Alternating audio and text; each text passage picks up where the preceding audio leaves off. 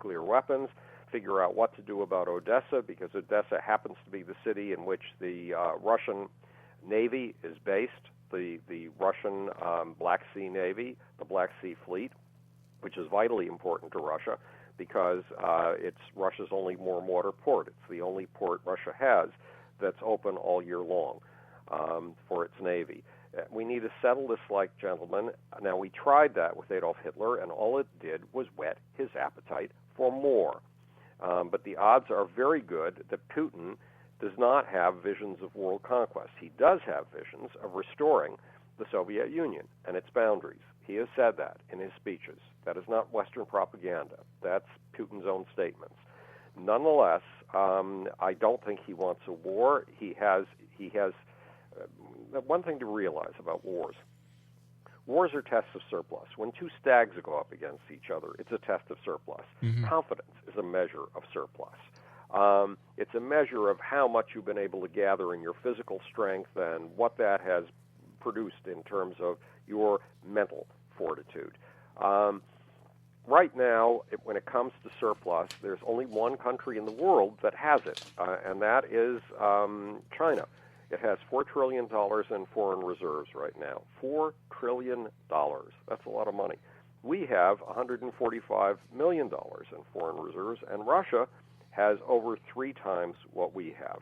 Nonetheless, the Russian economy appears to be in trouble. It got into trouble before we ever leveled sanctions. The Russian ruble went down before we leveled sanctions. Mm-hmm. The price of Russian stocks went down before we leveled sanctions. So Russia will run out. It can't afford a war, nor can we, because we're both running on fumes. Tell me something, Howard. In your opinion, do you think the information that Edward Snowden had would have been vital to President Putin in this taking over or trying to take over or trying to bring the Soviet Union back to its original size? Not really, because you pinned it when you talked about the red line in Syria. Okay. Vladimir Putin is a martial artist. He's a jiu-jitsu fighter, among other things. He's a toughie, and he's a little guy. He's 5 foot 5 inches tall. And he's just a shrimp. He is accustomed, but he's accustomed to beating his opponents. And how do you beat your opponents? You see when they flinch. You see what their weaknesses are.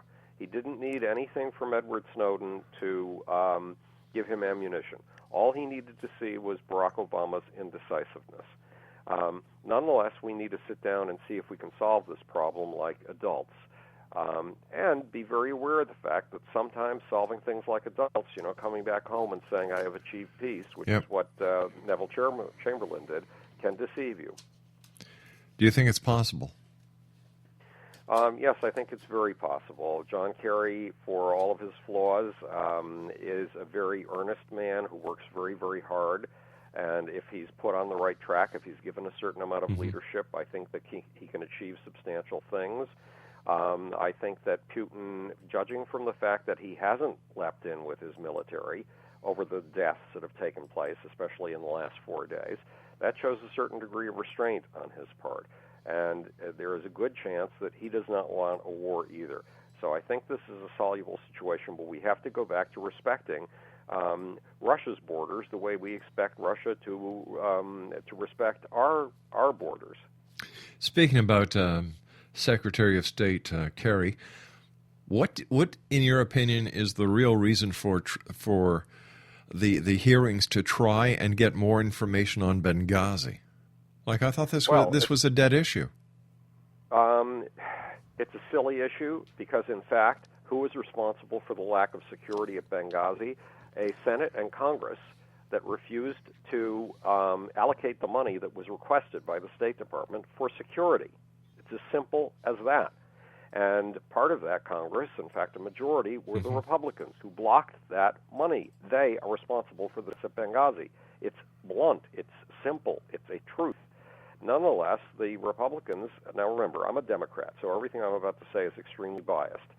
But the Republicans, ever since Obama won the election as for president, have been accustomed to the Hitlerian strategy of the big lie.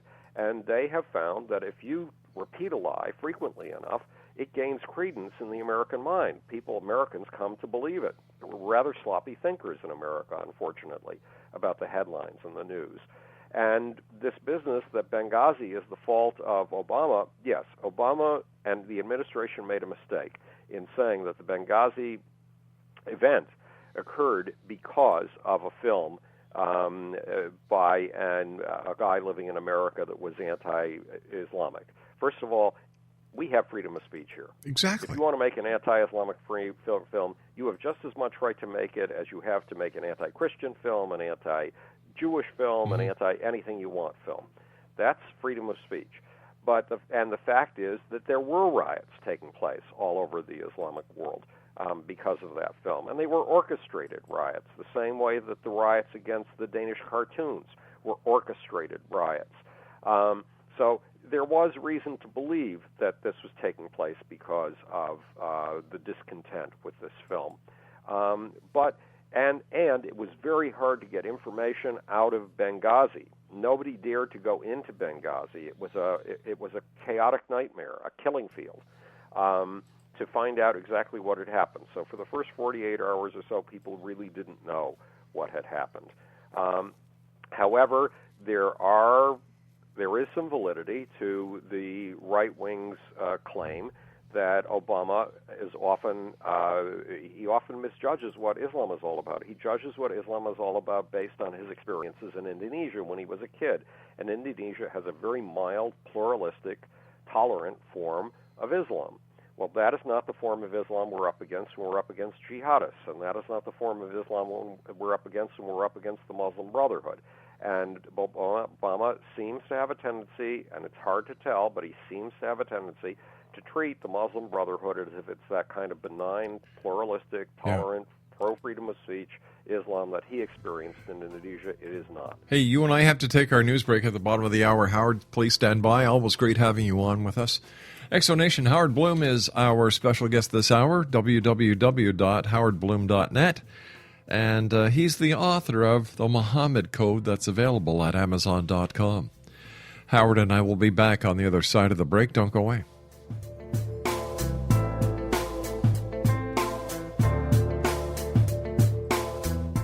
Are you considering calling a psychic to read your situation? Then consider David Champion, a psychic medium for more than 20 years with thousands of readings under his belt. David Champion will make you feel comfortable. He has proven to be honest and accurate. He's a straight shooter. There's no guesswork. What he sees is what you get. While he is a medium, most of the calls focus on relationships, not only love, but work, school, neighbors, and more. Need help with finding a job and preparing for the interview? Are you dealing with people who are obstacles in your path? For more information, go to davidchampion.com, $1.50 per minute paid by credit card with a minimum of 30 minutes. For your reading with David Champion, call 1-877-702-8598. That's 1-877-702-8598.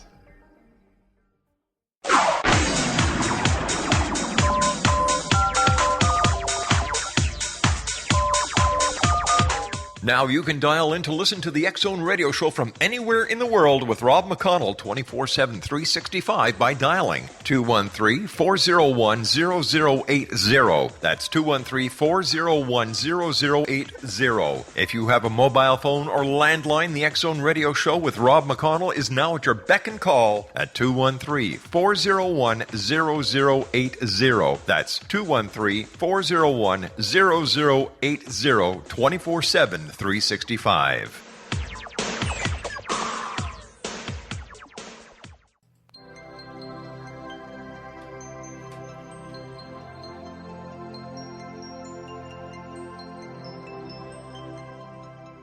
Hi, this is Elizabeth Joyce with Stargazing on the X-Zone, the week of May 5th through May 11th, 2014.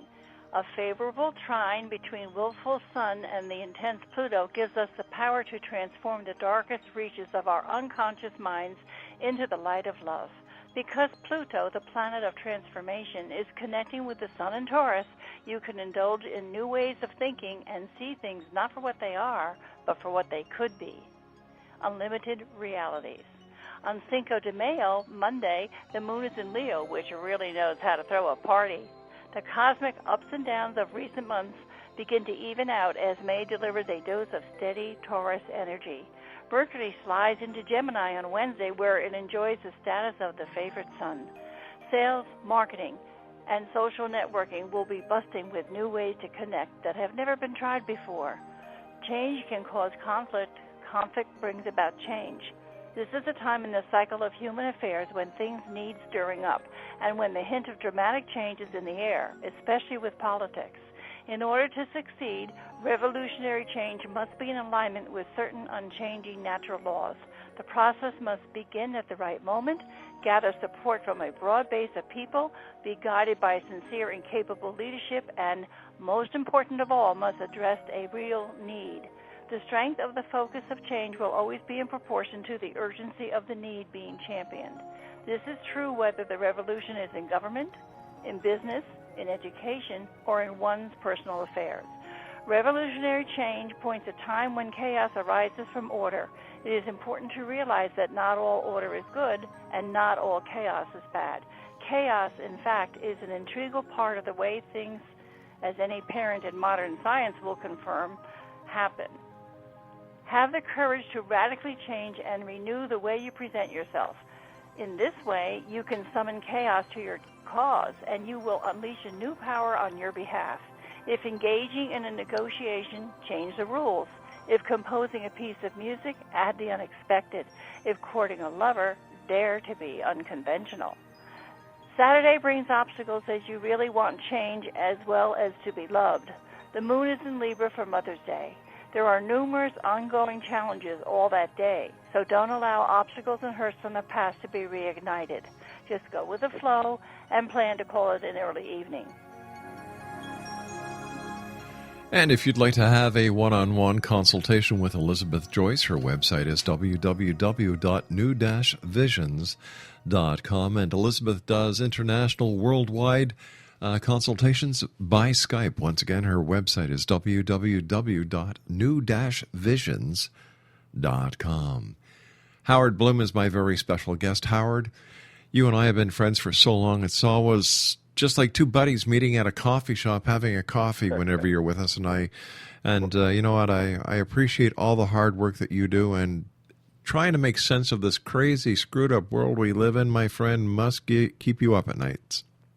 Well, the craziest stuff going on right now is going on in Nigeria. Yeah. Because the upper half of Nigeria is Muslim and the southern half is Christian and what we call animist, traditional African religions. And the folks, at least the Muslim extremists in the northern half, have been going crazy. There's a group called Boko Haram. You've heard of it. Mm-hmm. Boko Haram means dirty, filthy, sinful, monstrous, vile. And Boko refers to Western education. So Boko Haram means that Western education is sinful, against the laws of God, is appallingly vile. And the result is that Boko Haram has been going into dormitories in primarily colleges, and killing everybody in the dormitory in the middle of the night over and over again. And some towns it has gone into and simply killed all the civilians it could get its hands on, again in the middle of the night. And now Boko Haram's latest maneuver has been to kidnap an entire girls' school. You've heard about this. It's been in the headlines. Yes. Roughly 230 girls. And today, Monday, a video emerged from the leader of Boko Haram, taking responsibility for kidnapping these girls, explaining that these girls should not have been in school according to the laws of God, that they should be married off according to the laws of God, and explaining that God has told him personally that he must sell these girls as wives, slaves, whatever. For $12 a girl. Well, $12 a girl is the price that was paid. This is a rumor. Oh, okay. The rumor is that some of the girls have been sold off for dowry prices to the men who are members of Boko Haram. Remember, they can have multiple wives. Mm-hmm. But that's a rumor, and yes, they were supposed to have paid $12 per girl for these girls. So the latest is